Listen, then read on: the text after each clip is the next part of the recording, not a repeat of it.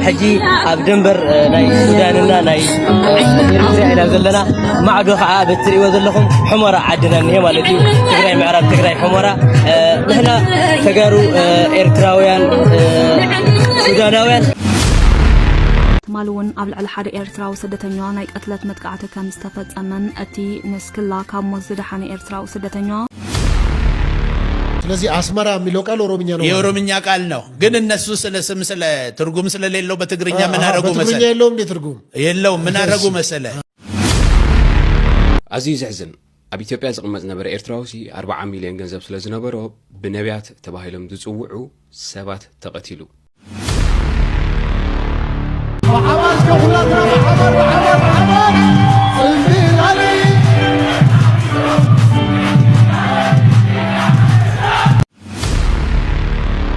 تعصوا لومي بقطتا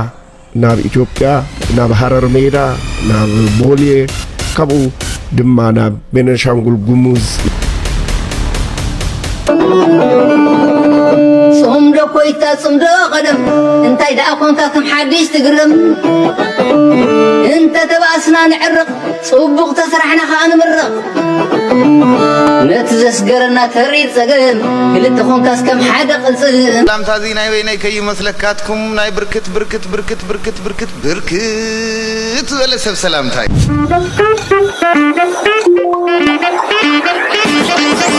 زبيري زلايك مقارن جمبر سنة يتعنحت بيس سلام سلام كأني يوردل سلام أوني علم بعلمه سلام يوردل هاجرنا سلام انتقينا علم بعلمه نحنا نقصن من أسي يقصن عديتا نقصن أبوتا تقصن زقابير أملاق بعلمه محرة وردل قلت حرام اسكباسوس سعر هسد بهال السلالو فاتينا ترينا نحنا نتصلق زمنا يلن نسلام نتصلق سب يلن ترديكي نسلام كنسعبينا سنعرف يكون ورا اسمرا مخدالو كتكيدخه ويلكاي نعبا مدين حفتي هاي تفرح عندها انت جيره تفرح بغداك اخو معيلكني مدين حيزك خيط اسمرا انا عين جدا انا سكيدن واي هون كتاي انا وحسكي أكمل لا أنا وحسكي أجوكي كم يجيرك السوداء أخنا يجيرك تلصامي كم مش سبب عارف كده أخوين كم اسم منقستي بقدر ما يكاخم أدقيم كلي أنا تلي يبلي بس منقستي مس شعب يبلك يبلي أنا نحر منقستي إرترا فولي كم زن جير نخل تخوينا أي جبرن أنا بدي لي مرن منقستي إرترا معي بدلنا أنت بدي الكائن سخدة أنا لا قرن حج مسيلني بزعوا منقستي إرترا زارب ميرة بوزح نجارات الزارب نيرة أنكنا تقال والكسرة ديكونكو بسنك بعلت بيتي الزارب نيرة مسيلني ده حرقن جيجا فتسيمنا هنا من استيرتها حقو جيرو صحو جيرو أسيرنا قطعنا كتير أسيرو كنا يقتلنا تجمتي له محرتي جيرنا مدين حفتي نايت عسافر ملي خادخة أنا بالكتني نايت عسا إثيوبيا وندي أنا مدين انتي نايت عسى بحالي نايت عسى نيرتاو يعني إرتراو يعني بالكتن انت تركي انا كن كاب إرترا بولاريتي سلا دولد نايدي عدي مسل نايدي مننت نايدي كمنتلن زخيل اكل يلن مالون قبل على حد إرتراو سدتنيا نايك أتلت متقعته كم استفاد أمن أتي نسكلا كم مزد حني إرتراو سدتنيا كبير مهرم توريدو أب حكمنا يقلن هلاون من جبر حياوي سامراوي كابتبوتا أبزلا أقلنا حبريتا أرديو قداينايتي أرميناو تكبر بمخان كموت نسكلا استرف إرتراو جبر يسوس موغو سرجين تستبهلا سدتنيا نبار معسكر على مواج كوينو نابجز وبزقاتو كل تبرت استعاد كشفاتو بتقيت تواعو أب كبير كنتات مهلاويو اتحبريتا وسيخو زرد أتوم نابجز وزقاتو مننتهم زي تفلت وشفاتو أمبر كخام نقبرت أمن كسو بمتقع زلو وجنزب يخون نبرت كهبام محتاتهم زحبرة من جبر حياوي سامراوي زلني بالليل مسدلهم بيماني معقورتو ستوكو سوات إيت أسنان ولكما بيماني تمعقورتو موطعان دحرمو داقو مويتيلهم كم زقدفوانيو أب حبريتو بزرزر زقالت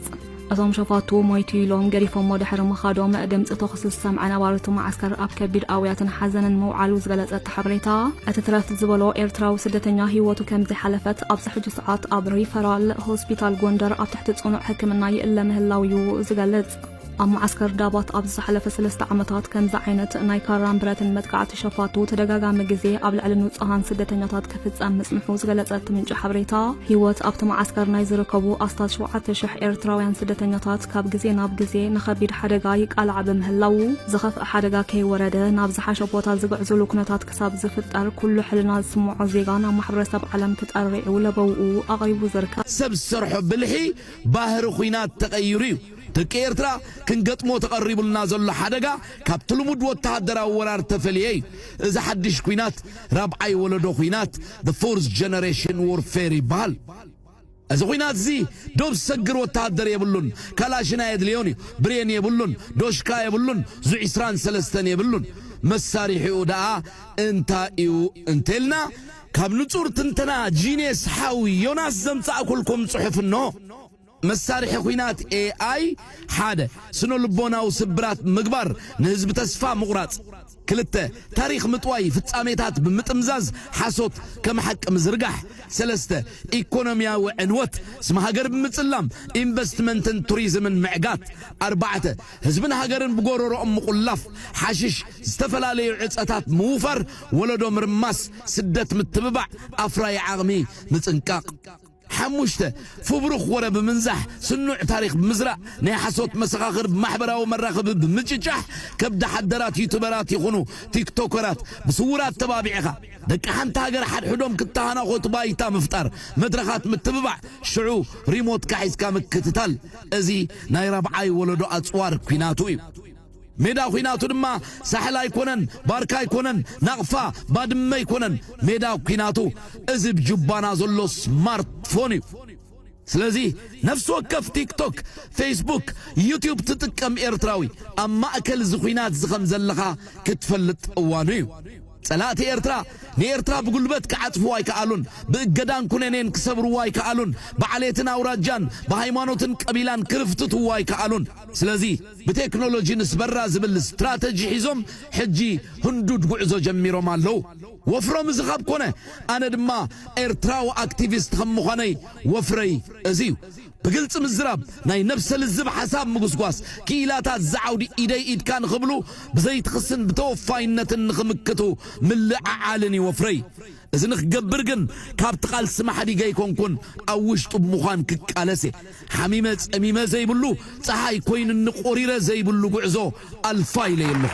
كلها خطت أب ججزخا أب أوفيسكا أب عاراتكا وانكا موبايل كامكت تخولون تملكون كينات تصبيك كالو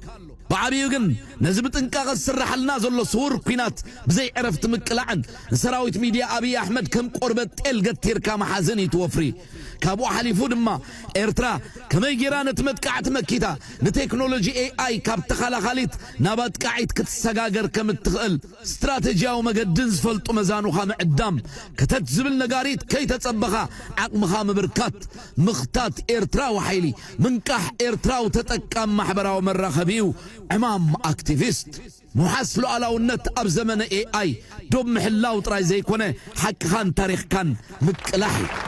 ስለዚህ አስመራ የሚለው ቃል ኦሮምኛ ነው የኦሮምኛ ቃል ነው ግን እነሱ ስለ ትርጉም ስለሌለው በትግርኛ ምን አረጉ መሰለ በትግርኛ የለውም እንደ ትርጉም የለውም ምን አረጉ መሰለ ጎግል ላይ ገብተህ ማየት ትችላለህ በኢንዶኔዥኛ ይላል እሺ ፍቅር ማለት ነው ኢንዶኔዥያ ጋር በምን ተአምር ነው ኢንዶኔዥያ ጋር ምን ይሄዳል እዚህችን ለመሸሽ እኮ ነው ግን ምንድነው የሁለቱ ወንዶቹ ሲጫረሱ ጎሳዎቹ ተጣልተው ወንዶቹ ሲጫረሱ ሴቶቹ ብቻ ቀሩ እሺ ሴቶቹ ናቸው ኩንመርዩ ይሄ ሁሉ ራሱ የኛ ነው በሚል አስመራ ለሁላችን የሚጠቅም የሁሉም ቦታ እንደማለት ነው አስመራ ማለት የሁሉም ቦታ ነው የሁሉም ቦታ የሁሉ ከተማ ስለዚህ በትግርኛም የለም አስመራ ትርጉም የለውም በትግርኛ ግን ያው ሊፈጥሩ ይችላሉ አሁን እንግዲህ ሰው እንዳይወስድብን ብለው ይሄ ነው አሁን ኢንዶኔዥያ ሄደው ኢንዶኔዥያን በእኛ ቋንቋ ፍቅር ማለት ነው መጥቶ እዚህ ያልኖሩ ወይ አልገዙ ወይ ምን እንኳን ቀይ ባህር እንኳን አሰብ አስመራ የኛ ነው ግን በፖለቲካ ብዙ አገሮች እየተቆራረጡ ስለሆነ የተቆረጠ ሁሉ ይመለስ ከሚል ሳቢ አይደለም የሚመለስበትም አለ ግን ይሄ አሁን ቀይ ባህርን እዛ አካባቢ ደግሞ የጥንት ታሪክ ጻፊዎች ሁሉ እንደጻፉት ፈረንጆች ሁሉ ጽፈዋል ቀይ ባህር አካባቢ ኦሮሞዎች ይኖሩ ነበር ይላል ከዚህ ከባሬንቱ ጋርም በተያዘ የሁለቱ የኦሮሞ ልጆች ቦረናና ባሬንቱ ናቸው። ባሬንቱ አውራጃ ይባል ነበር በደርግ ጊዜ። አሁን ብሌን እነሱ የሚሏቸው ማህበረሰቦች ማለት ነው። እዛ ጋር አሁን ጸጉራቸውን ምናቸውን ይሄ ቤኒያመር ምናምን የሚባለውን አይታል ድሮ የነሱ ዘር አሁን እዚህ ጋር እንትን አካባቢ ያሉ ከረዮችን እዚህ ናዝሬት አካባቢ ያሉ ጸጉራቸውን ይሄ በእንትን በቅቤ በምናምን የሚያደርጉ የሉ የዛ አይነት እዚህ ፈንታሌ ያላልኩ ፈንታሌ አጼ ፈንታሌ ላይ እና አንድ ጎሳ ዝርያ የነበሩ ናቸው እና ኢትዮጵያውያን ናቸው። በእርግጥ ኢሳያስም ኢትዮጵያዊ ነው። እሱም ኢትዮጵያን አንድ ላይ ቀላቅሎ መግዛት ይፈልግ ነበር ይባላል። መለስ ዜናዊ ስላልፈለጉ ነው የቆረጧቸው። ግን ከዛ በፊት ኢንተረስቱ የነመለስ የኢሳያስ አልነበረም። የነጮች የአረቦች ፍላጎት ነው የነበረው እና አንድ መጽሐፍ በጣሊያን ወረራ ጊዜ የአጼ ኃይለሥላሴ አማካሪ ጆን ስፔንሰር የሚባል አሜሪካዊ ነበረ። ጆን ስፔንሰር አንድ መጽሐፍ ጽፏል፣ ኢትዮጵያ አት ባይት የሚል በአማርኛ ሲተረጎም ጥርስ የገባች ሀገር። ባይት ማለት መብላት በጥርስ መንከስ ነው እና እየተነከሰች ያለች ኢትዮጵያ ከላይና ከታች ብሎ መጽሐፍ ጽፈዋል። ከታች ኡጋዴን ሶማሌን ይዘው እነ ቱርኮች አረቦች ምናምን እየነከሷት ነው፣ የታችኛው ጥርስ ነው። ከላይ ደግሞ እየመጣ ያለው ኤርትራን ይዘው አረቦችና ወስተርኖች ደግሞ ከላይ ጣሊያን፣ እንግሊዝ፣ እነ ፈረንሳይ፣ ጀርመኖች ምናምን ሆኖ ደግሞ እነሱ ደግሞ ጥርሱን እና ኢትዮጵያ እንዴት ነው ጥርስ ውስጥ እየገባች ልትዳመጥ የቀረች አገር አድርጎ ነው የጻፈው ጆን ስፔንሰር። በአማርኛም ተተርጉሟል። መንግስቱ ኃይለማርያም የሚባሉ ተርጓሚዎች ናቸው የተረጉሙት፣ ፕሬዚደንቱ ሳይሆን ሌላ ተርጓሚ ያለ እና መጽሐፉ አሁን ገበያ ላይ ያለ አይመስለኝም። እና እችን አገር ለመቁረጥ ሲነሱ ግብጾች ጭምር ማለት ነው ለነ ኢሳያስ ቦታ በመስጠት ለነ ኢሳያስ ጦር መሳሪያ ገዝቶ በመስጠት እነሱም በማዋጋት ውጭ ሀገር ድረስ ለነ መለስም እነ ሶሪያ እነ ምናምን ሁሉ ነበሩበት፣ የነሱ እጅ ነበረበት ማለት ነው። እና በዛ አይነት ሁኔታ የሄደ ነው እንጂ ቀይ ባህርም ሆነ ኤርትራም ሆነ ቦታዎቹም ሆኑ ዘሮቹም ዝርያዎቹም ሆኑ አንድ ነን ማለት ነው። ግን እነሱ ለነሱ እንዲጠቅም ኢትዮጵያ ጠንካራ ስለሆነችና በቅኝ ግዛት አፍሪካን ያንበረከከውን ነጭ ነጫጭባ ሰላቶም በሙሉ መታ ስለመለሰች ባድዋው ጦርነት ያ ስለሰበራቸው ሞራላቸውን ለጥቁር ሕዝብ ደግሞ ከፍተኛ ሞራል ስለሰጠ እቺን አገር ለማድቀቅ በሚሄዱበት መንገድ ነው የኛኑ ልጆች ይዘው ሶፍትዌራቸውን ቀይረው የራሳቸውን ፕሮግራም ጭነውባቸው መልካቸው እኛን ይመስላሉ፣ ሲያወሩ ደግሞ ሌላ ነው የሚያወሩት። ውስጣቸው ሌላ ሆኗል ማለት ነው። የተጫነባቸው ፕሮግራም የፖለቲካ ፕሮግራም ሌላ ነው፣ በነፃነት ስም መብት በማስከበር ስም እና ይሄ ሆዳም በሙሉ ተሰብስቦ አገሬን ቆረጠ እልሃለሁ። አዲስ አበባን ምርጥ ከተማ አድርገዋል። ሌላ ሁሉ ባይሰሩ ዶክተር አብይ ምንም ባይሆን ይሄን ሰርቶ ራሱ ቢለቅ በቂ ነው። السلام عليكم خمي وعلاتكم حجي اب دنبر ناي سوداننا ناي إريتريا إلى زلنا ما عدو خا بتري وذلكم حمره عدنا هي مالتي تግራይ ምዕራብ تግራይ حمره نحن تجارو ኤርትራውያን ሱዳናውያን ሓደ ፈለና የለን ምክንያቱ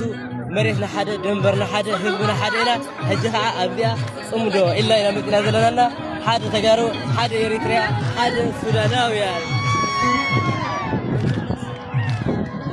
يجلك سلام وحماس كفلات محمد صندي علي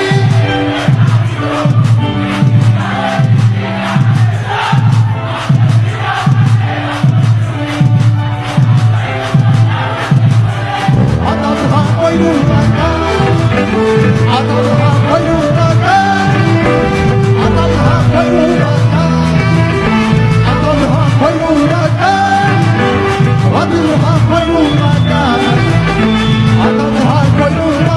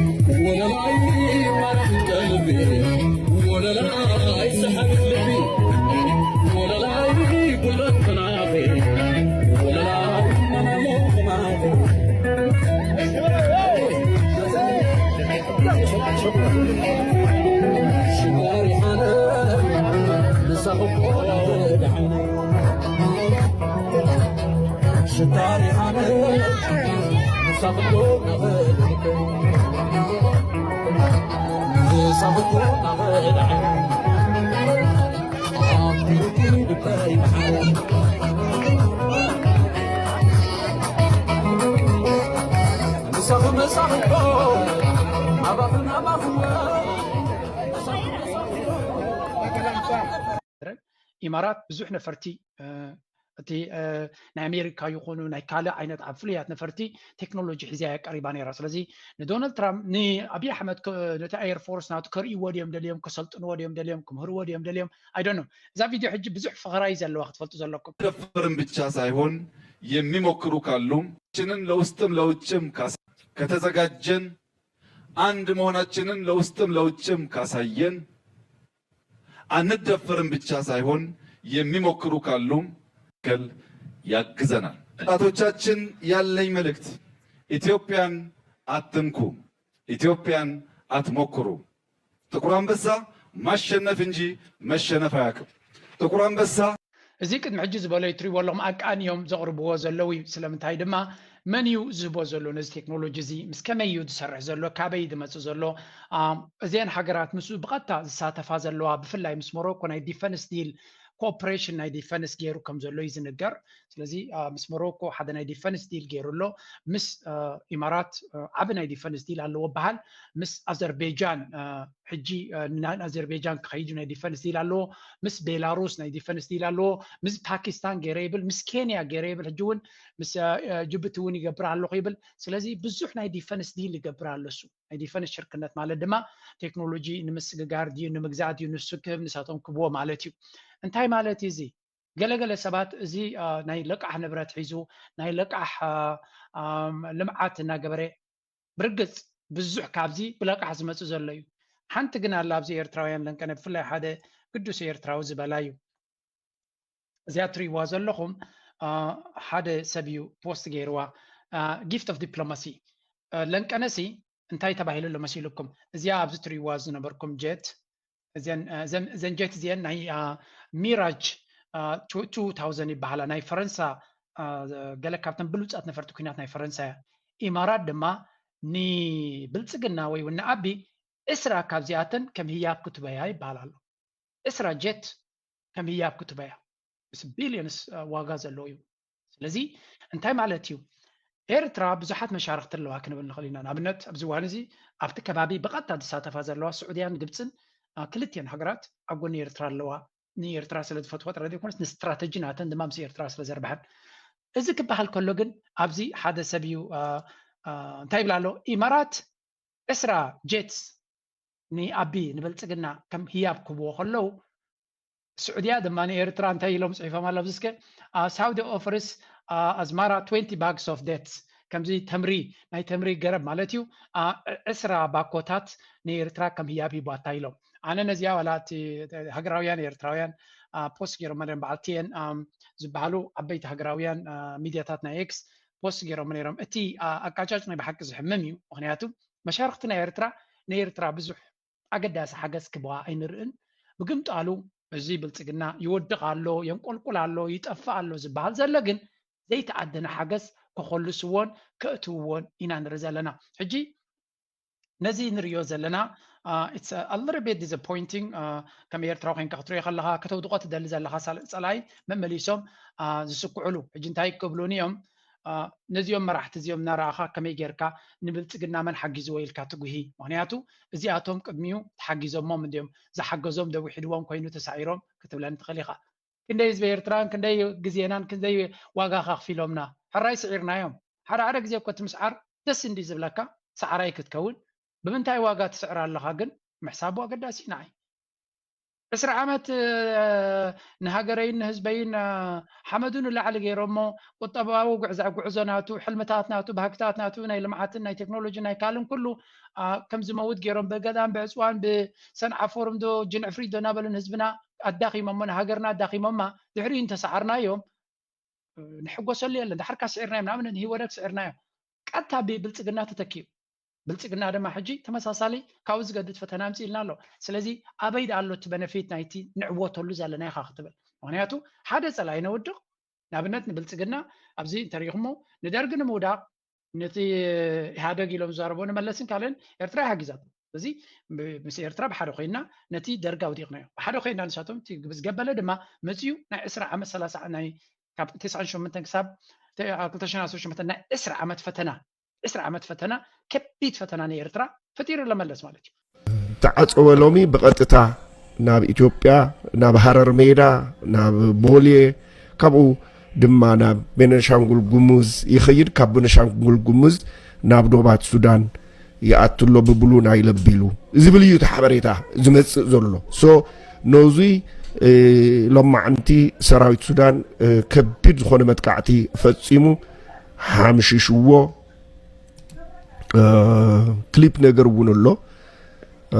ኣብ ብጣዕሚ ገዚፍ ማሲቭ እዮም ዝልዎ ዘለዉ ቶም ነዚ ፀብፃብ እዚ ዘመሓላልፉ ዘለዉ ኣካላት ገዚፍ ብጣዕሚ መጠነ ሰፊሕ ዝኾነ ደብዳብ እያ ኣካይዳ ብኣሱሳ ከባቢ እዩ ካብ ኣሱሳ ኤርፖርት እዩ ንኣርኤስኤፍ ዝሳገረሎም ነይሩ ሶ ካብኡ እቱ ኢልካ እዩ ተደብዳብ ተፈጺሙ ክሊፕ ነገር እውን ለጢፎም ኣለዉ ተነፈርቲ እናደብደባ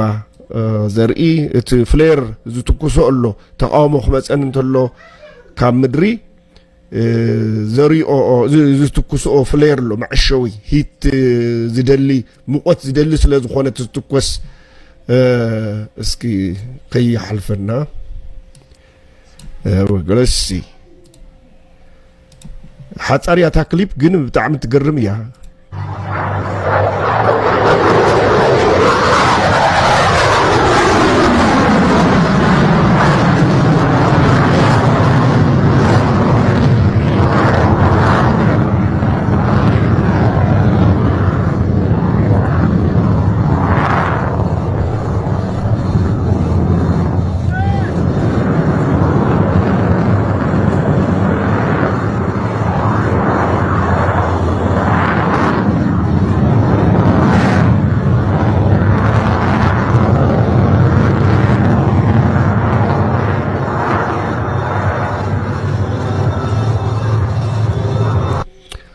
ትሪእዎ ዘለኹም ቲ ፍሌር ካብ ምድሪ ዝትኮስ ተቃውሞ ሙቆት እናደለየ ስለ ዝወቅዕ እቲ ሚሳይል ዝትኮስ ንኡ መዕሸው መደናገር እዩ ከምዚ ዝትኮስ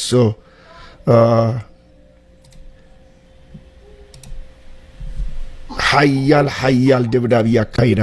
እዮም ዝብሉ ዘለዉ በሽር ሓሺ ዮስፍ ንባዕሊቱ 3 ሰዓት ገይሩሉ ካብ ዝልጥፎ ብዙሓት ካልኦት ናይ ዓለም ለኸ ኮረስፖንደንስ ጋዜጠኛታት እውን ለጢፎም ወለው ኣውፅኦም ወለው እዮም ሶ ዓብይ ዓወት እዩ ንሱዳን ኣብዚ ለኩም ካሜሮን ሃድሰን ናይ ሮይተርስ ናብ ተፈላለዩ ዓበይቲ ናይ ኒውዮርክ ታይምስን ናብ ተፈላለዩ ዓለም ለኸ ናይ ዜና ትካላት ጋዜጠኛ ኮይኑ ዘገልግል ዝፀሓፎ ንባዕሉ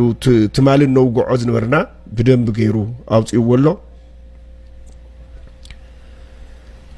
ኣክቹሊ እዚ እቲ ጋዜጠኛ ኣይኮነን ኣሜሪካዊ ይመስለኒ እዚ ግን ከሪአኩም ፅሒፍዎ ዘሎ ነገር ክንሪኦ 1 ሰከንድ ኣብዚ ለኩም በዓልትኩም እውን ክትዕዘብዎ ምእንታ there it is ትማለው እዚ ተዘራሪብናሉ ኢና ሎማዓንቲ እውን እሽተይ ድግመ ቢሎ ይረአዩ ዋላ ትስእልን ታሕቲ ትሪእዎ ዘለኹም ታ ነፋሪት እያ ረእይዋታ እዘን ዓበይቲ ወታደራዊ መጓዓዝያ እየን እዚኣተን ታንክታት ፒክኣፕ ትራካት ካልኦት ዓበይቲ ወታደራዊ ኣፅዋር ዘጓዓዛ እየን ንሕና ንፈልጠን በቲ ናይ ራሻ ኣንቶኖቭ ኢልና ኢና ንፈልጠን ግን ተፈላለየ ሽም እዩ ዘለዎ ነብዚ ፅሒፍዎ ዘሎ ከም ትሪእዎ ዘለኹም እንድሕር ዩኤኢ ሶማሌ ላንድ ሊቢያን እንድሕርሲ ኢናተን ብኡ ክትመላለስ ተዘይክኢላ እዩ ዝብል ዘሎ ኣብዚ እዋን እዙይ ካሊእ ቻነል ትኸፍትላ እያ ናብ RSF ደገፍ መውሃቢ ክትድግፈሉ ትኽእል ብኢትዮጵያ ቢላ እያ ትኸፍቶ ዘላ ይብለኩም ኣሎ እዙይ ድማ ካሊእ ብጣዕሚ ሓያል ዝኾነ ነገር ክኸፍት እዩ ወይ ከምፅእ እዩ እንድሕር ብኢትዮጵያ ብቐጥታ መምልላስ ሓገዝ ናብ RSF ጀሚራ ግብፅን ኤርትራን ብቐጥታ ንሱዳን ኢደን እትየን ምድጋፍ ክጅምራ እየን እዩ ዝብል ዘሎ እዙይ ድማ ዘይውዳእ ካሊእ ዓብዪ ሽግር ክፈጥር እዩ ብወገን UAE ሚስካልኩሌሽን ኤፒክ ሚስካልኩሌሽን ይብሎ ኣሎ ብዓለም ደረጃ መዘራረቢ ኮይኑ እዩ ዝርከብ ናባኻትኩም ክምለስ ሰራዊት ሱዳን ጽቡቕ ገይሩ እዩ ዘብጦም ዘሎ ይዝበጦም ኣብቲ ዶባት ከዓ እዩ ዘብጦም ዘሎ ዝቕጥቅጦም ዘሎ ቀስናለት ፍሒኹናለት ነገር ናብ ወዲ በሻሻት ዝቐርብ ዘላ እያ ትመስል ኣይተርፍን እቲ ነገር ኣብኡ እናሃለና ናይ UAE ነገር ወዲእና ክንሓልፍ ምእንታ ዩናይትድ ኔሽንስ ሕፅር ዝበለ መግለፂ ኣውፅዩሎ ብዛዕባ ኣብ ሱዳን ዝካየድ ዘሎ ኩናት ብፍላይ ድማ RSF ዝፍፅሞ ዘሎ ሓይልታት RSF ብጣዕሚ ዘስካሕክሕ ገበናት ይፍፅሙ ኣለዉ እዮም ዝብለ ርእስቲ ሂቡ ናይ ሱዳን ልኡኻት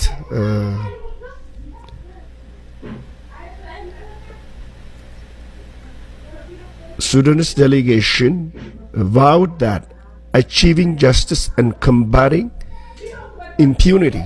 remains central objective for his government. ስለዚህ ናታቶም መንግስቶም እሲ ሰላም ንኽመጽእ እዮም ዝሰርሑ ዘለዉ ዝብል መልእኽቶም መሓላሊፎም እቶም ልኡኻት ጉጅለ ልኡኽ ናይ ሱዳን እዩ ዝብል ዘሎ ብዝርዝር ድማ ብRSF ተፈጸመ ዘስካሕክሕ ገበናት ደም ፍሳስ ሽበር ራዕድን ሽበራን